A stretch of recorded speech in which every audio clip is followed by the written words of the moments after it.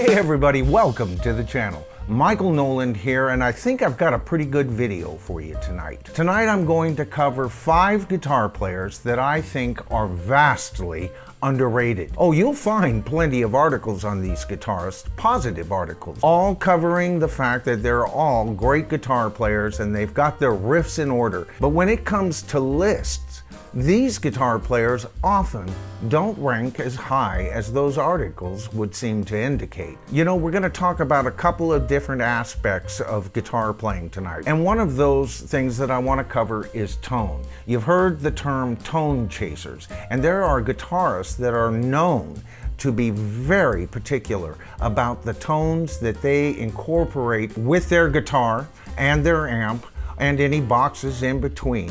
They are known to get different sounds out of their guitar to achieve a greater sound for the band that they're in, or at least in that particular recording they're attempting to lay down. Well, all 5 of these guitarists are tone chasers in every sense of the word, and we'll talk further about that. But there's another word that I don't hear very often brought up, and that is a guitarist's vocabulary. You see, I've heard a zillion guitarists out there playing the same riffs in the same fashion, and thinking they've accomplished something because they turned this riff upside down and married it to this. But it's all still fairly linear thinking, and it's a linear approach, and not bad. There's some great guitarists out there that follow this approach. But when I talk about a guitarist's vocabulary, that's a rare thing, folks. I have worked with personally some fabulous guitars, but I can only think of 3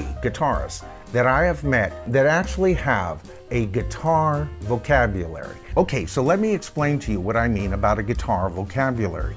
That's the rare guitarist to me who is quite versed in all the riffs and everything, but they somehow can turn those riffs and go into directions you never thought they would even think of. This is just one reason why I choose Jimmy Page as my favorite guitarist of all time.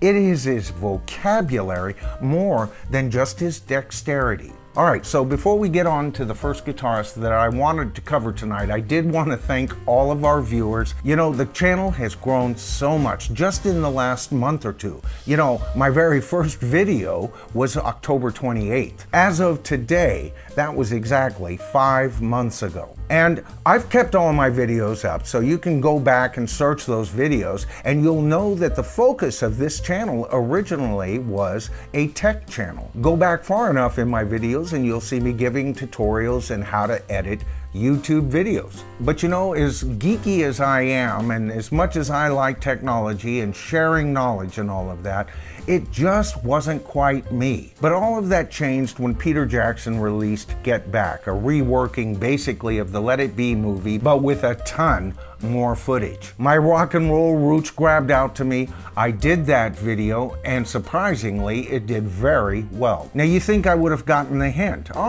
People like that kind of video, but I still spend another month or 2 waffling back and forth with an occasional Beatle video and the original content as well, right? Well, as you know, the whole focus of the channel has completely changed, and once I was able to get that focus into view, things have just really taken off, and with the help of a couple of fellow channels, the channel has just soared. So a great big thank you to all of you viewers. I really mean that from the bottom of my heart. All right, I'm getting sentimental here. So anyway, let's get back to the focus of the video. Okay, so I'm going to cover these guys in no particular order, as I mentioned, all right? So the first guitarist up to bat tonight is Rory Gallagher. Now, Rory Gallagher never really attained mainstream success like some of the guitarists that we've already covered on the channel in the past. But you know, I first discovered Rory Gallagher in 1973 when he released his Tattoo album. I remember bringing it home and showing it to my brother Gary. Gary, who is a fabulous singer-songwriter in his own right, loved him. And Rory Gallagher to this day is one of his very favorite guitar players. Now, Rory has everything that I was talking about. First of all, listen to his tone. He would set the tones in such a way that his guitar would stand out with a full band mix behind him without him having to really crank it to 11. Sorry, Spinal Tap. And he just amazed me. He was a basic blues player with a rock touch to me. You know, it was Eric Clapton who gave credit to Rory Gallagher for getting him back into the blues. So thanks, Rory, for that. And there is a story going around on the internet. Now, I don't know if this is true, but it should be. They once asked Jimi Hendrix, evidently, what it felt like to be the greatest guitar player in the world. He replied, "I don't know.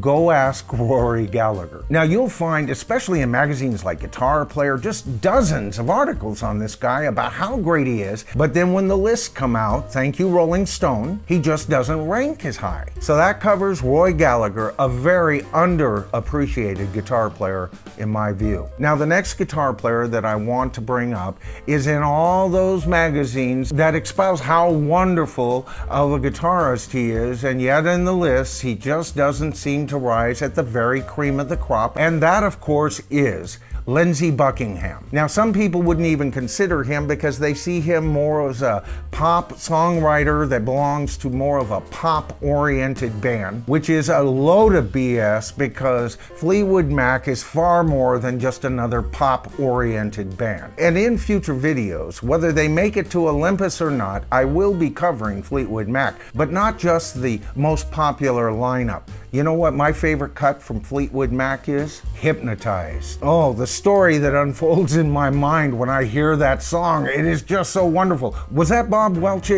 I'm just going off memory here right now, guys, and I'm not gonna look it up. Let me know in the comments, all right? A wonderful song, wonderful song. But if you have any doubts about this guy as a guitar player, just take a look at their film when they got back in the early 2000s, right? And he takes center stage and he does a version of Big Love, as well as one of my favorite songs of all time, Go Insane.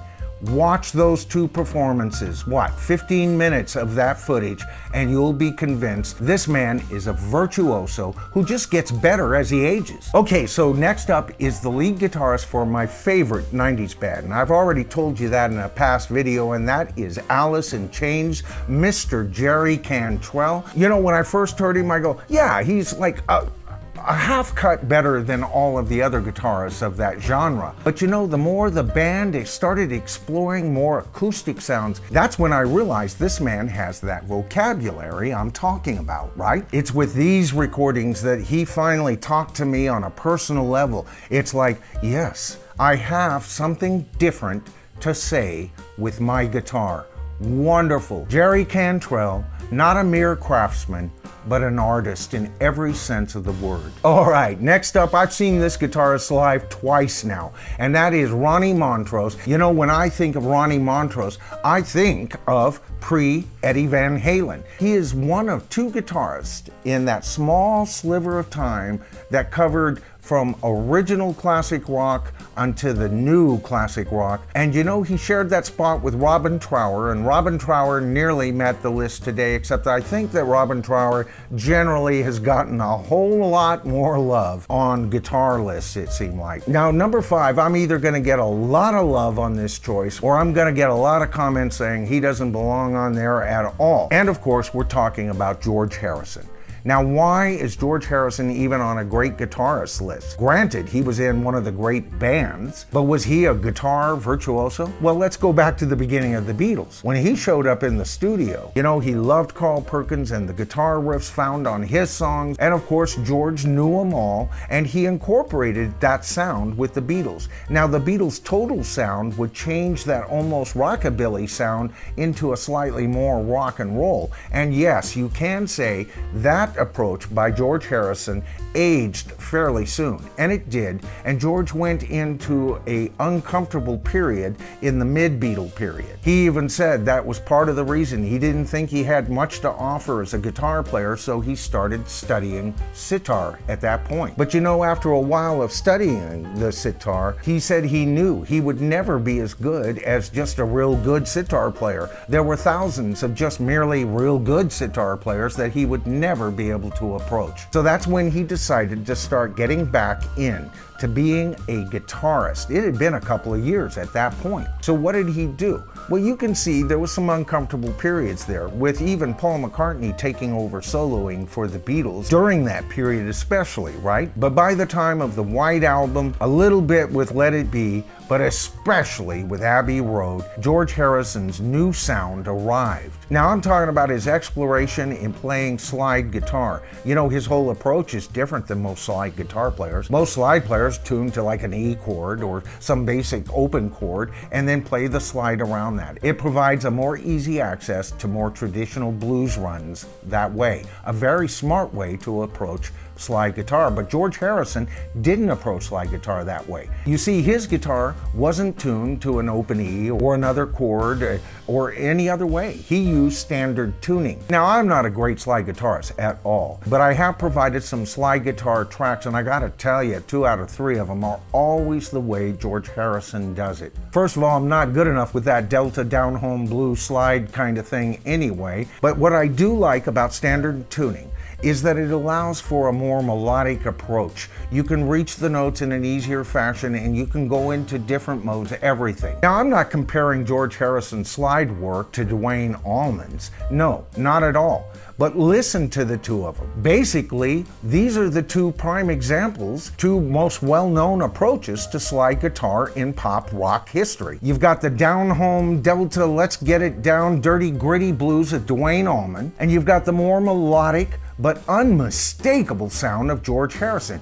Unmistakable, I say? Yes, indeed. How many of you instantly recognized George's guitars on certain Badfinger recordings? And regarding his most magnificent album, All Things Must Pass, that thumbprint is all over that baby, and he had left it starting with Abbey Road. No, you know, to me, George Harrison is a man who just never quit. He saw his own limitations and he worked around them, sometimes through them. So whatever you think of George Harrison's prowess as a guitar player, he left a pretty big footprint in the path of rock and roll, if you ask me. All right, so that about covers it for tonight's video. Now, like I said, these guitars are in my top 20. Now, I already made a video of my top 5 guitar players of all time, and I'll be following that up with a part 2, and that'll cover the other 5 guitarists in my top 10. But you know, it's my intention to go at least my top 20. I could name 100 top guitarists,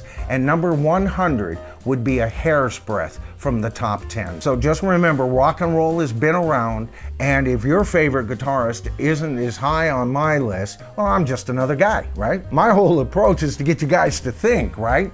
It's not like I'm laying down the law here. You know, and that's just what I'm trying to do here, is open a dialogue. It's the comments that really count. So, was I too far off tonight, guys? Would you put someone else on this list? Who do you think's been treated shabbily on the top guitarist lists of all time? Okay, so I ran into some post-production problems on my video that will be comparing Rubber Soul and Revolver. We'll be getting to that. So just kind of be patient with me on that one, and probably my next video is going to be my review and analysis of Led Zeppelin's Houses of the Holy.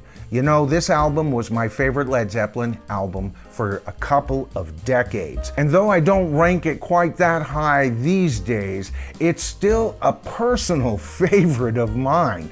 And there are times when I am in the mood for this album and this album only. So I'm really excited putting that one together because this one is a very personal album for me. If you remember, it's the first Led Zeppelin album I ever bought. So I'm bound and determined to give you a great video on that, guys. Again, I want to thank all of our viewers, our new subscribers. If you've been seeing names below me, of course, that's my way of saying thanks for joining the tribe.